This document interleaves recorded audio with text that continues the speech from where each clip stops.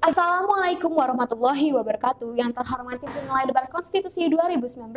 Kami, tim debat konstitusi Universitas Singapura Bangsa Karawang. Saya Mita Ridya Rahma, Sri Julianti Fatmasari, Indri Septiani, Pun Iskandar Muda selaku dosen pembimbing. Eugene Bardah artikelnya berjudul Police Dynamic dalam The Oxford Handbook of Public Policy mengatakan, Not all systems are dynamic, but all dynamic occur within system. We must therefore say something at the outset about how to understand system. Tidak semua sistem bersifat dinamis, namun semua dinamika terjadi di dalam sistem. Oleh karena itu, kita harus mengatakan sesuatu pada awalnya tentang bagaimana memahami sistem. Berdasarkan sistem hukum Indonesia pasal 24C ayat 2 UUD 1945 mengatakan, kekuasaan kehakiman dilakukan oleh sebuah Mahkamah Agung dan oleh sebuah Mahkamah Konstitusi. Salah satu kewenangan MA adalah menguji peraturan perundang-undangan di bawah undang-undang terhadap undang-undang judicial review. Sedangkan MK menguji undang-undang terhadap undang-undang dasar. Constitutional review. Pun demikian, meski sudah jelas pembagian wewenang antara MK dan MA, telah terjadi fenomena berdasarkan putusannya masing-masing. Putusan MK nomor 30 tahun 2018 menyatakan pasal 182 huruf I Undang-Undang Pemilu bertentangan dengan UUD 1945 secara bersyarat sepanjang tidak dimaknai mencakup pula pengurus partai politik. Adanya putusan Aquo akhirnya melatar belakangi adanya pasal 60A PKPU nomor 26 tahun 2018 yang memuat larangan pengurus partai politik menjadi calon anggota DPD. Pun demikian, setelah adanya putusan MK Aquo ada pula pihak yang mengajukan judicial review PKPU nomor 26 tahun 2018 yang pada akhirnya berdasarkan putusan MA nomor 65 tahun 2018 dengan amal putusan menyatakan pasal 60A PKPU nomor 26 tahun 2018 tetap mempunyai kekuatan hukum mengikat dan berlaku umum sepanjang tidak diberlakukan surut terhadap peserta pemilu anggota DPD tahun 2019 yang telah mengikuti tahapan, program, dan jadwal penyelenggaraan pemilu tahun 2019 berdasarkan PKPU nomor 7 tahun 2017. Pertimbangan hukum putusan MK nomor 30 tahun 2018 disebutkan bahwa untuk pemilu 2019 karena proses pendaftaran calon anggota DPD telah dimulai dalam hal terdapat bakal calon anggota DPD yang kebetulan merupakan pengurus partai politik terkena dampak oleh putusan ini, KPU dapat memberikan kesempatan kepada yang bersangkutan untuk tetap sebagai calon anggota DPD.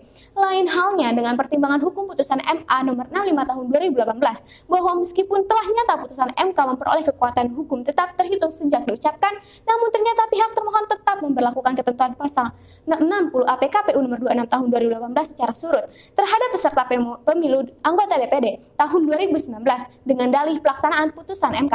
Jelas sudah terlihat pertimbangan hukum kedua putusan Aquo telah terjadi perbedaan interpretasi waktu penerapan hukumnya.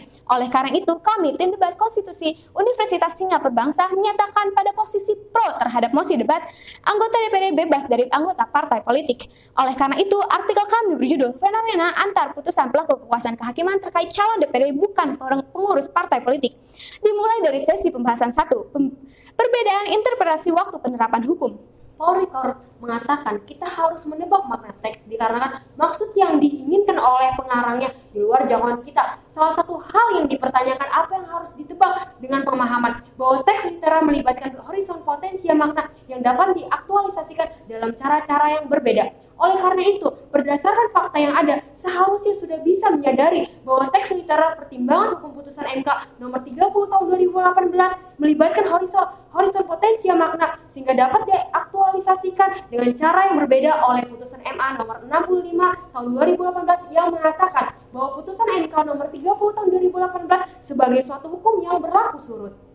Selanjutnya pembahasan 1 huruf A, catatan untuk Mahkamah Konstitusi. John Marshall mengatakan, law is said to be unconstitutional means that it isn't contrary to the Constitution, but because it's contrary to the doctrine which is made by a judge to interpret the Constitution.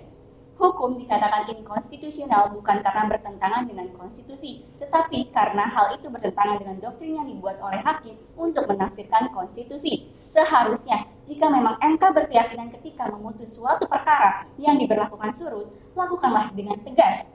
Nah, putusan MK yang berlaku surut bukan merupakan hal yang baru, sebagaimana diketahui putusan MK nomor 110 sampai 113 tahun 2009 yang diberlakukan surut dan dijadikan jurisprudensi oleh dua putusan lainnya, yaitu putusan MK nomor 5 tahun 2011 dan putusan MK nomor 13 tahun 2013. Putusan MK nomor 110 sampai 113 tahun 2009 yang merupakan cikal bakal putusan yang diberlakukan surut dalam pertimbangan hukum sebagaimana terdapat pada pertimbangan secara khususnya antara lain mengatakan 1.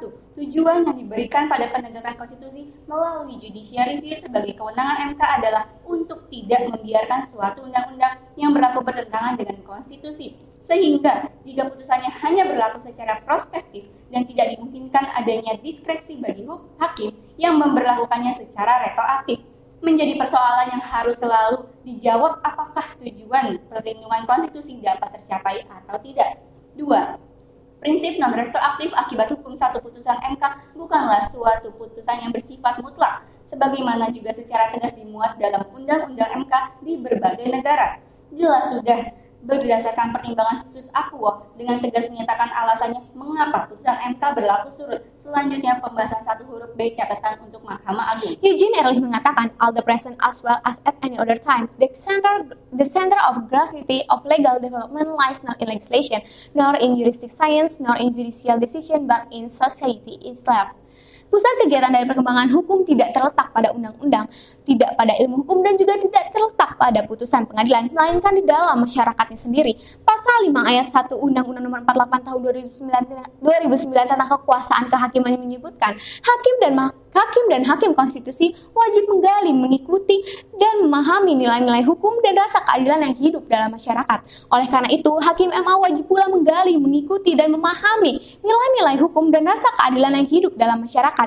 Pun demikian harap diingat pula, berdasarkan sistem hukum Indonesia bahwa kewenangan MA adalah judicial review, bukan constitutional review. Adanya pertimbangan hukum putusan MA nomor 65 tahun 2018 yang menyebutkan bahwa putusan MK nomor 30 tahun 2018 sebagai suatu hukum yang berlaku surut merupakan suatu tindakan yang kurang bijak. Jika memang MA mempunyai pandangan yang berbeda terhadap putusan MK dalam rangka memutus perkara judicial review, bijaknya janganlah menyebut-nyebut putusan MK dalam pertimbangan hukum MA. Pun demikian, suatu saat nanti jika memang MA tidak sependapat terhadap sebuah putusan MK dan berdasarkan hati nurani hakim MA ada hubungannya dengan perkara judicial review yang sedang ditanganinya, silakan menggali, mengikuti, dan memahami nilai-nilai hukum dan rasa keadilan yang hidup dalam masyarakat. Yang penting, apapun pertimbangan hukum putusan MA, jangan menyebut-nyebut putusan MK. Selanjutnya, pembahasan 2, relevansi Dewan Perwakilan Daerah bebas dari partai politik. Oliver Wendell Holmes mengatakan, the promises of what the court will do are what I mean by the law. Apa yang diramalkan akan diputuskan oleh pengadilan. Itulah yang saya maknakan sebagai hukum.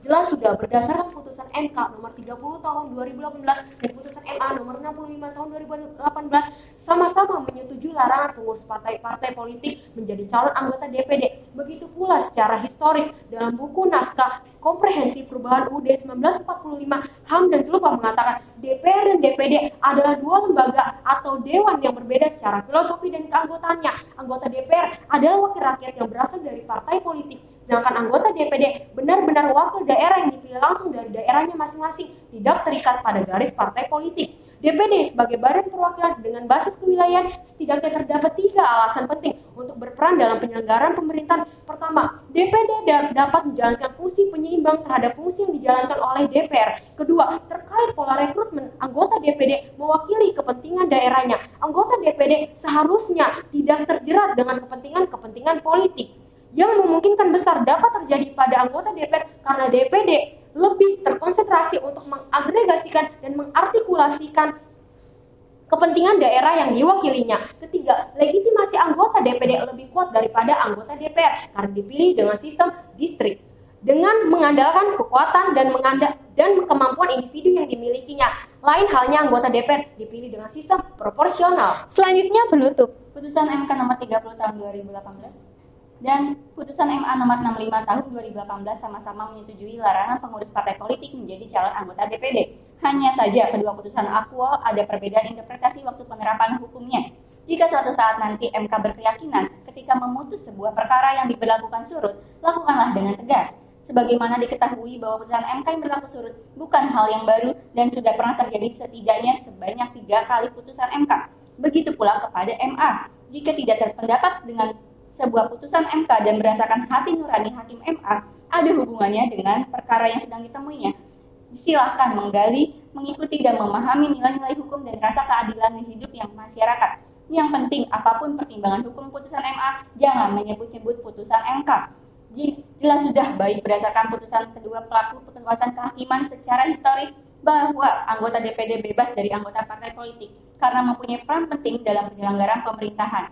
Akhir kata, patut pula mengungkapkan sebuah terminologi hukum una persona fit protest supplere visis duarum. Satu orang tidak mungkin duduk di dua tempat. Demikianlah video simulasi tim debat konstitusi Universitas Singapura Bangsa Karawang. Terima kasih atas kesempatan dan perhatiannya. Akhir kata kami ucapkan wassalamualaikum warahmatullahi wabarakatuh. Salam konstitusi.